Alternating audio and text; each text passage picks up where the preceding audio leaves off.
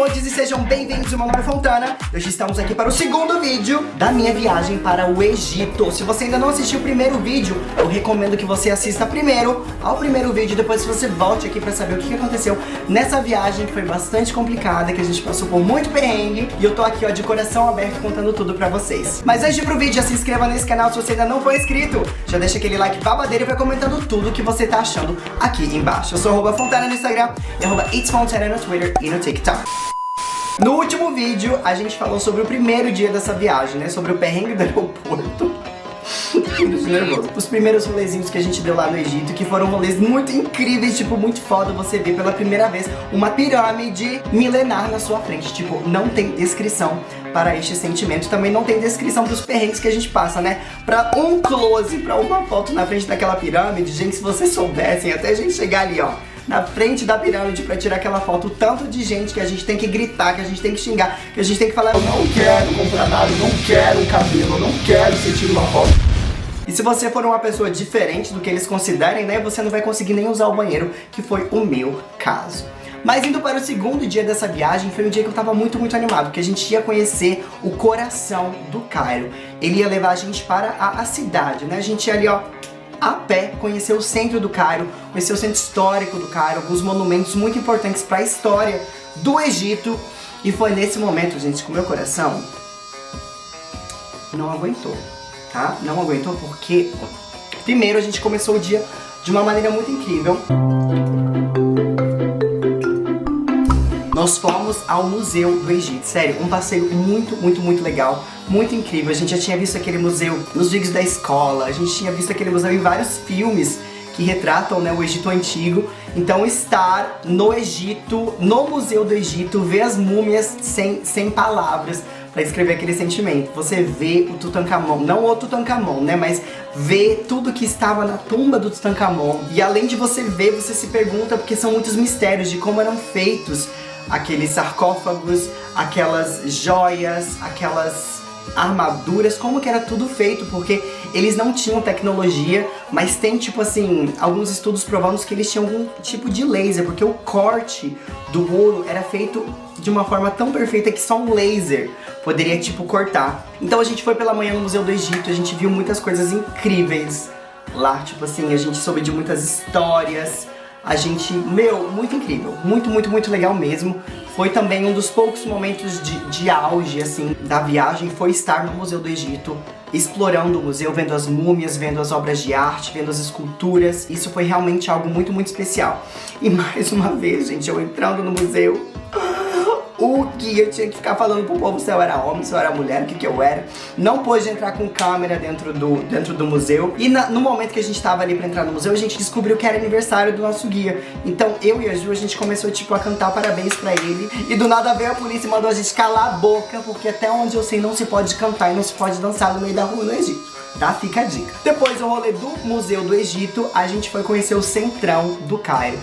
E, gente, como que eu posso falar isso? Como eu falei pra vocês, é muito difícil de você julgar, de você falar sobre um país que tem uma cultura tão diferente da nossa. E eu falo isso de um lugar de afeto, de um lugar sensível e de um lugar muito do coração mesmo, sabe? O Cairo tem uma estrutura muito precária, tem muitos moradores de rua, tem muita pobreza, tipo assim, uma miséria mesmo. A gente ficou muito triste. E assim, é uma poluição, uma sujeira em todo lugar. E você vê as pessoas literalmente morando no lixão, morando na rua, morando, sabe, em condições muito tristes. É bem difícil, sabe? Mas a gente tava no Cairo realmente pra explorar a cidade, pra conhecer e ver tudo que tem por lá. E foi nesse momento que a gente foi, tipo, pro centrão do Cairo. E o que eu tinha combinado, né, com a agência foi de que a gente faria passeios ao ar livre e que a gente estaria evitando aglomerações. Agora pensa que a gente tava, tipo assim, ó, no meio do pico da 25 de março, numa muvuca, e não tinha ninguém utilizando máscara. As pessoas encostando, esbarrando em você o tempo inteiro e não tinha uma alma viva de máscara. E naquele momento a gente já cria aquela fique na cabeça de que a gente vai pegar o negócio, né, que a gente vai pegar o bicho.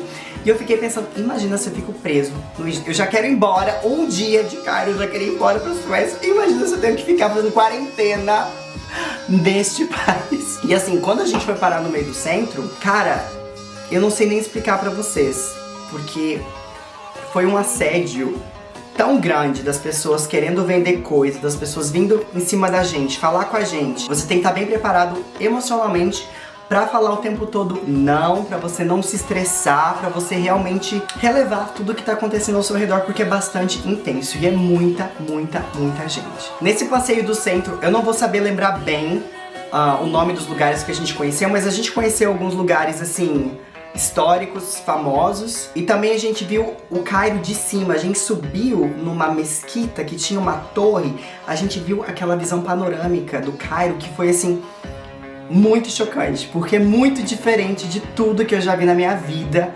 E meu, tem alguns prédios que estão, não sei se são prédios tombados, mas parece que são prédios destruídos, e daí do nada você vê, tipo assim, um cômodo onde vive uma família, e do lado vários escombros. Eu não entendi muito bem o que estava acontecendo ali, mas assim, visualmente era uma coisa muito, muito diferente. E eu tava tentando identificar o que eram aqueles escombros, o que eram aquelas coisas que a gente tava vendo. E uma muvuca de muita, tipo assim, muita gente. E mais uma vez, ninguém utilizando máscara. Então ali a gente entrou em pânico. E eu não conseguia, tipo assim, falar pro guia, meu, vamos embora, eu não quero estar aqui no meio desse povo, eu não quero estar no meio dessa galera, porque a gente já tinha combinado com ele, e até mesmo pra gente ir embora, a gente ia ter que passar no meio do povo, porque a gente estava literalmente no meio do Cairo. Nesse dia, a gente foi também tomar um café, num café famoso, conhecer a área comercial do Cairo, e lá a gente tirou fotos incríveis. É muito interessante ver essa área comercial, ver as lojas, ver como tudo acontece, porque é tudo muito, muito diferente, é tudo muito vivo, é tudo muito barulhento, mas é muito vivo, é isso que eu ia falar pra vocês. E nesse mesmo contexto ali de centro, a gente via muitos moradores de rua, tinha algumas pessoas, muitas crianças moradoras de rua. A gente passou por uma situação no trânsito, a gente esperando o carro que tava vindo buscar a gente, veio um cara que ele, tipo assim, tava com sem uma perna, e ele tava com uma ferida aberta, ele tava andando de muleta e tava, tipo, vindo em cima da gente pra pedir dinheiro. E a gente, poxa, não, e tal, a gente tentando se afastar, ele vinha em cima da gente, assim, insistindo. Mas, tipo, era uma pessoa com uma ferida aberta ali no meio da rua. Aí, quando o carro chegou, vieram várias menininhas, gente, tipo, elas deviam ter, sei lá, de 5 a 10 anos. E começaram a bater na janela, assim, muito forte, pedindo dinheiro. E aquilo ali quebrou o coração, gente, porque é muito, muito triste mesmo. É muito, muito, muito, muito, muito triste. Muita, muita miséria, muita pobreza, as pessoas morando literalmente no meio do lixo. Nessa situação das meninas batendo na janela do carro, a Juliana também começou a chorar. Teve, tipo assim, uma crise dentro do carro, porque foi bem complicado, foi bem difícil. E daí o nosso guia falando que eles não eram egípcios, que eles eram de um outro país, que tava indo pra lá pedindo esmola, e falou pra gente não dar dinheiro, porque se a gente desse o dinheiro a gente tava sustentando, né? A gente tava colaborando com esse sistema que era muito sujo, que botava essas crianças pra pedir dinheiro na rua. Então você ficava nesse impasse de não saber o que fazer. Nesse mesmo dia, tava no nosso roteiro conhecer uma mesquita. E eu sabendo, né, o que é uma mesquita, eu nunca tinha parado pra me tocar de que é algo... Tipo assim, se um país muçulmano já não aceita LGBTs, uma mesquita então é o último lugar que um LGBT quer estar na face da terra, né? E eu, seguindo ali o roteiro do nosso guia, eu não tinha parado pra pensar nisso. E antes da gente conseguir entrar na mesquita, eu tava entrando nesse lugar com muito respeito e com a única intenção mesmo de conhecer mais da cultura, de explorar o lugar. E o guia, antes da gente entrar nessa mesquita, ele precisou ficar conversando um tempão com as pessoas ali dentro pra saber se ia botar o lenço na minha cabeça, se não ia, se era homem, se era mulher. Algo bem desconfortável, uma situação completamente desnecessária e muito, muito chata. Mas entramos na mesquita, eu, nesse impasse, nesse bate-boca lá deles, eu falei pro guia, eu quero ir embora, eu não quero ficar aqui, tira daqui, que não sei o que. Dele, não, a gente vai entrar, não, vai dar certo, que não sei o que, não sei o que lá. E eu cheguei a sair do muro, do portão da mesquita. Quando eu olhei pra rua, gente, eu falei, não, é melhor, não sei o que é pior, se eu ficar aqui no meio dessa muvuca, ou se eu entro dentro dessa mesquita e sei lá o que acontece comigo lá dentro, né? Porque não estão deixando nem eu passar direito do portão. Mas acabamos entrando e foi muito lindo, muito bonito lá dentro. E depois desse momento eu prometi pra mim mesmo que eu nunca mais na minha vida vou tentar entrar dentro de uma mesquita. E nesse momento a gente já tava surtando, né? Porque a gente tava pensando, e agora? Eu tinha certeza que eu tinha pegado coronavírus no meio daquela muvuca, sabe? A gente tava morrendo de fome, aí ele levou a gente pra comer um negócio bem gostosinho até, gente, que é uma comida típica lá do Cairo, um street food bem popular lá do Cairo, que era um macarrãozinho com cebola, com vegetais, com molho de pimenta. E a gente sentou no centrão, gente, no centrão do Cairo pra comer aquele negócio. E eu falei, gente, vambora, né? Muita gente passa mal com a água, com a comida lá do Egito. Mas eu falei, gente, eu sou de São Leopoldo, né? Eu vou estar aqui fazendo frescura pra não comer o negócio. Eu comi com muito gosto, tava uma delícia aquela comidinha que a gente comeu. Esse foi o nosso segundo dia de Cairo. Fomos no museu e fomos conhecer lá o centrão da cidade. E no dia seguinte, nós seguimos para um dos momentos mais esperados da viagem, que era conhecer as pirâmides de Gizé. E, gente, eu não tenho nem palavras pra expressar, mais uma vez, a sensação de você ver as pirâmides, estar lá. A gente chegou bem cedinho de manhã pra não pegar muita gente, mas mesmo, assim, chegando cedo, durante o dia a gente não notou que nem nas pirâmides de Gizé e nem nas pirâmides de Saqqara ou no Museu do Egito a gente não viu muvuca e muita gente. A gente só viu a muvuca mesmo no centro lá do Cairo, que não é um lugar turístico, né? Onde as pessoas acabam trabalhando, é o polo, né? De onde tudo acontece. Mas nas partes turísticas a gente não notou muvuca e não notou muita gente em, eu acho que nenhum lugar. E quando a gente chega lá, a gente fica assim, né? Com o queixo caído no chão, porque é muito grande, é muito maior do que eu imaginava. É tipo assim, gigantesco. E você fica sem saber, sem reação, porque é muito incrível, gente. Aquelas pirâmides foram construídas 2.500 anos antes de Cristo. É muito doido você saber que ainda tá lá tudo praticamente intacto e não se sabe como foi construído. Existem teorias, porque não existia uma tecnologia, não se sabe, né, se existia uma tecnologia pra fazer aquilo lá acontecer, mas, sério, é muito incrível a sensação de você estar perto de uma pirâmide, de você ver aqueles blocos. Tem fotos aqui pra vocês verem, né, cada bloco de pedra que tem lá é praticamente do meu tamanho. E são 2,3 milhões de blocos de pedras. 147 metros de altura equivale a aproximadamente um prédio de 49 andares. E uma área equivalente a 6 campos de futebol. É muito grande. Estima-se também de que 30 mil egípcios trabalharam para construir e que levou praticamente 20 anos para com que ela fosse completamente construída. Cada bloco de pedra tem 2,5 toneladas. Vocês têm noção do que é isso? Como que isso foi transportado? Como que carregaram essas toneladas, essas pedras lá no topo da pirâmide? Tipo assim, são muitos mistérios e muitas teorias, e tudo isso faz com que a experiência seja muito mais incrível. Mas estando lá, você se depara também com muitas pessoas te assediando para tentar vender camelo, ficam em cima de você. Eu e a Ju, a gente ficou sem o guia por alguns minutos, e nisso veio um cara aleatório que falou: eu trabalho aqui, vocês têm que me mostrar os bilhetes de vocês. A gente mostrou os bilhetes pra ele, ele pegou os bilhetes da nossa mão e falou: pra vocês terem os bilhetes de volta, vocês precisam pagar.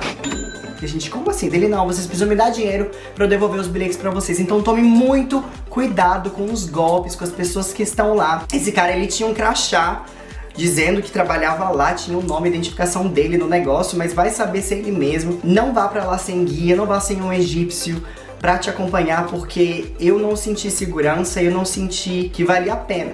E honestamente eu acho que nem vale a pena você ir sem guia, porque você precisa ter um guia pelo menos como uma proteção para com que essas pessoas não cheguem até você dessa forma tão violenta, sabe? E a gente ficou até com pena do guia, porque ele tava o tempo inteiro brigando com esses caras, pra que esses caras não viessem encher o saco, falando que a gente não queria. E nesse mesmo passeio, tava incluso lá no nosso guia, o passeio do camelo, né, gente? A gente queria muito conhecer o deserto, então existem muitos camelos lá. Eu honestamente não sei como que é o tratamento desses camelos, eles estavam bem tristes, assim. Eu lembro que o cara falou: esse camelo aqui é um guerreiro, tipo um vencedor, ele tá aqui já há 15 anos, se eu não me engano. Então, assim, se você quer ter experiência, faça, mas eu fiquei meio triste, assim, porque os camelos, eu não sei se eles são bem tratados, não. Eles estavam bem tristinhos, assim, pra falar a verdade. Essa é outra coisa que você precisa tomar muito cuidado, porque às vezes, se você não negocia os valores antes, os caras vão cobrar muito mais muito mais caro, muito mais dinheiro. Às vezes eles esperam você subir no camelo, porque você precisa de ajuda pra subir e pra descer. Eles esperam você subir no camelo, você tá lá em cima do camelo, eles cobram, tipo assim,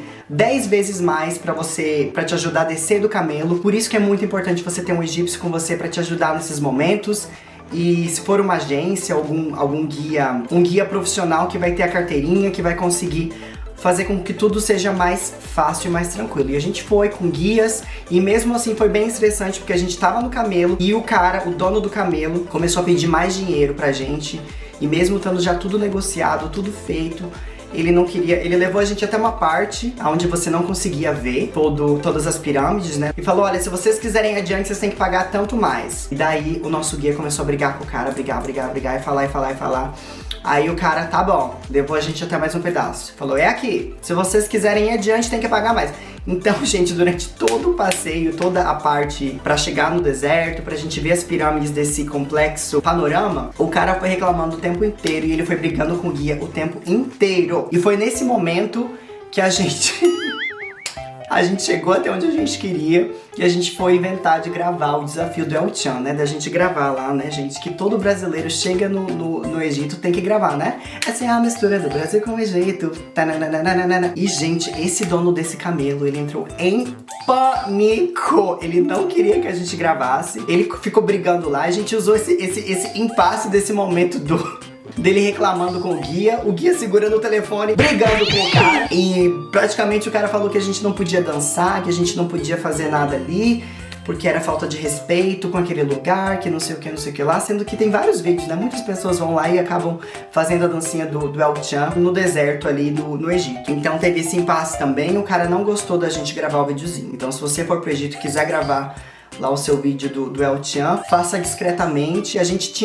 O nosso guia tava com uma caixa de som, a gente botou El Chan, meu filho, no último volume no deserto. Mas o dono dos camelos simplesmente não gostou. Alguns impasses depois com o dono do camelo, tá brigando, ainda continuou brigando com o guia turístico. Aí o cara falou que pra gente voltar, a gente ia ter que pagar mais, a gente não queria pagar mais, porque a gente já tinha pagado o valor que tinha combinado. Aí ele falou assim, então vocês não vão subir, vocês vão voltar a pé, vocês não vão voltar caminhando, não vão voltar no camelo. A gente se olhou, a gente, tá bom. E a gente voltou então para onde a entrada lá das pirâmides, pro complexo das pirâmides, a gente voltou caminhando, porque o dono do camelo falou que a gente não podia voltar com os camelos se a gente não pagasse uma taxa extra e tal. E pra gente ficou tudo de boa, tava tudo tranquilo. Eu honestamente nem queria subir no coitado do camelo, então essa parte pra mim foi tranquilo. No nosso guia turístico também estava incluso um passeio a cavalo. E esse passeio, gente, foi com muita emoção. Porque o meu cavalo, ele não tava muito afim de fazer o babado e começou uma tempestade de areia no meio do deserto. Veio uma ventania com areia, a gente entrou areia. Eu devo ter flocos de areia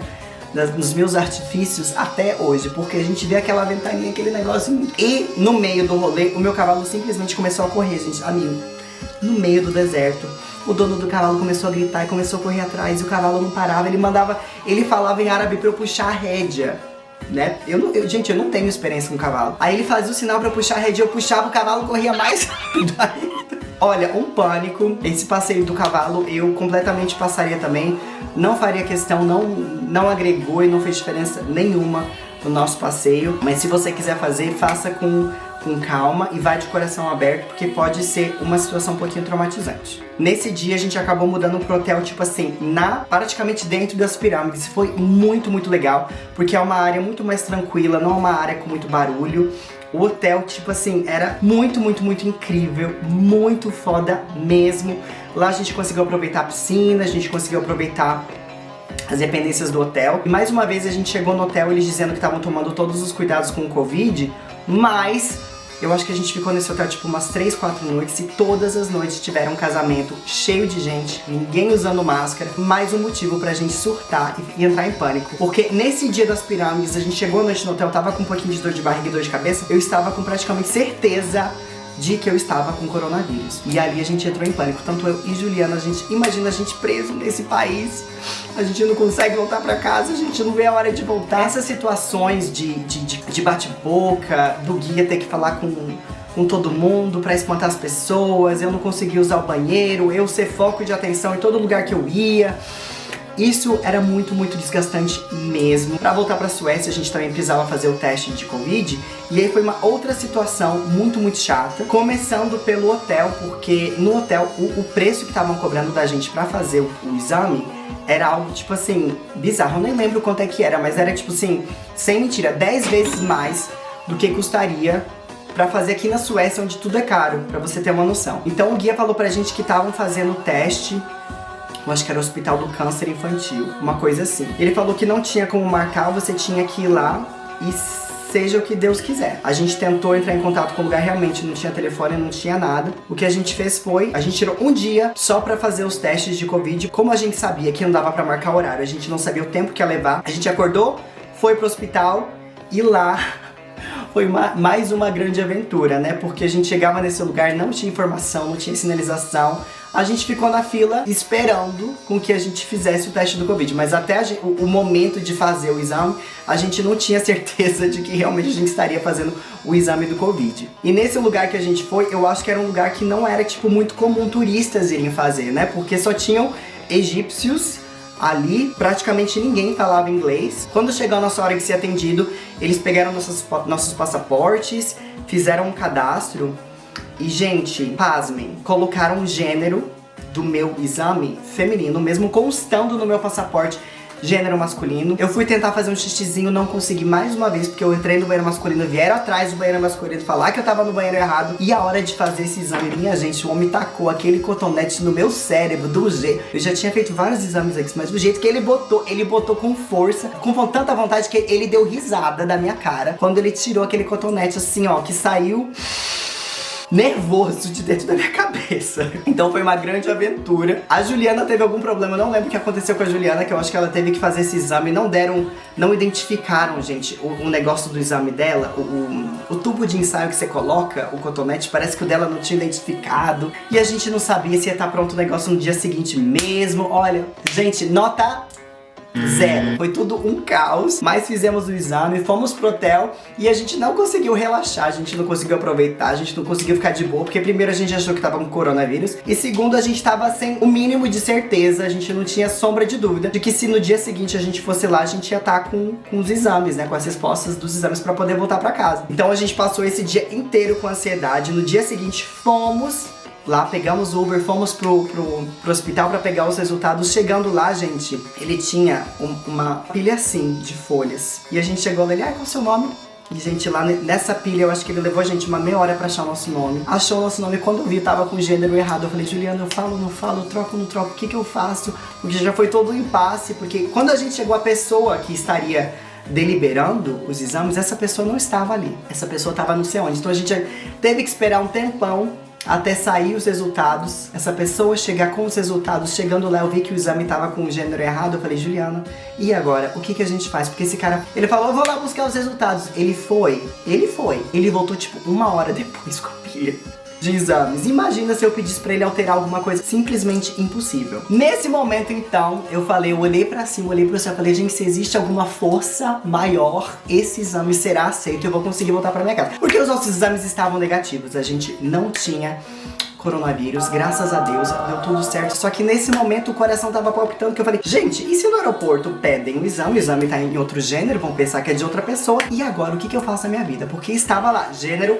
feminino. E depois de vários mini surtos e vários, meu Deus, o que tá acontecendo? Chegou o grande dia da gente voltar para a Suécia. Tanto eu quanto a Juliana, a gente não via a hora de voltar pra casa. A gente já tava de saco cheio. A gente, olha, Pirâmides, muito obrigado, mas eu quero ir embora, não aguento mais. Gente, era engraçado. A Juliana, sendo loira, ela também era assim, as pessoas olhavam pra ela na rua como se ela fosse algo, ela chamava muita atenção. Os olhos dos homens iam diretamente no corpão da gata. E ela tava toda coberta. Eu lembro que teve um episódio específico que passou, tipo assim, um casal com uma criança e o menininho era loiro. Eles pararam a gente, hey, olha só, o meu filho também é loiro, o meu filho também é loiro. E começaram a apontar pra Juliana, eu não entendi nada do que tava acontecendo. Esse lance da polícia tá em todo lugar com umas armas, tipo assim, gigantescas.